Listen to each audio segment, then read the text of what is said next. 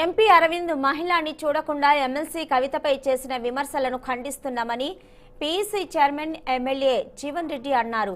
తాము 25,000 కోట్ల గురించి మాట్లాడితే ఎంపీ అరవింద్ 6 కోట్లు తెచ్చానని గొప్పలు చెప్పుకుంటున్నారని విమర్శించారు. 2018 వరకు నిజామాబాద్ ఆర్మూర్కు అరవింద్ అపరిచితుడని తెలిపారు.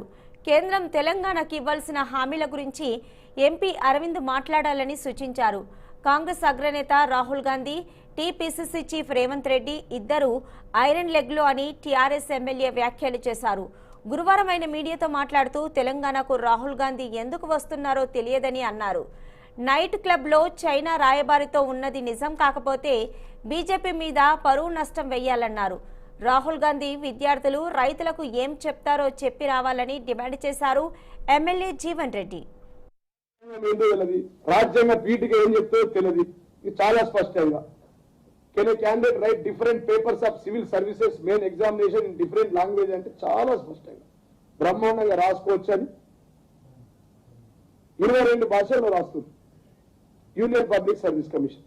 2004లోనే టీడీపీ గతంలో టీడీపీ బీజేపీ అలయన్స్ ఉన్న కాలంలోనే ఈ ఉర్దూ భాషను వాడచ్చు అని చెప్పారు. మన దగ్గర కూడా సెకండ్ లాంగ్వేజ్ ఉంది. ఉత్తరప్రదేశ్ లో సెకండ్ లాంగ్వేజ్ ఉంది. తమిళనాడులో స్టాలిన్ గారు సుప్రీంకోర్టుకు ఆర్డర్ తీసుకొచ్చి వారి ప్రాంతీయ భాషలో కావాలన్నారు.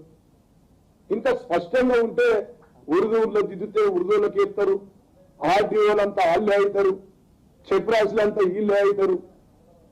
ఒక్కటే మాట్లాడితే మతం, లేకపోతే కులం, లేకపోతే విద్వేషాలు రెచ్చగొట్టడం, ఈ మూడే, లేకపోతే వేషధారణ. ఈ దరిద్రులకు, ఈ దౌర్భాగ్యులకు ఈ దేశాన్ని నాశనం చేసే విధంగా అటు అవినీతిలో కావచ్చు, 11.5 లక్షల కోట్ల రూపాయల ఏవైతే వైట్ కాలర్ క్రైమ్ చేసి బ్యాంకులను ముంచిన దేశం దాటించే విషయంలో కావచ్చు, 22 లాంగ్వేజ్ ఇది షెడ్యూల్ 8 చెప్తున్నటువంటి చాలా స్పష్టంగా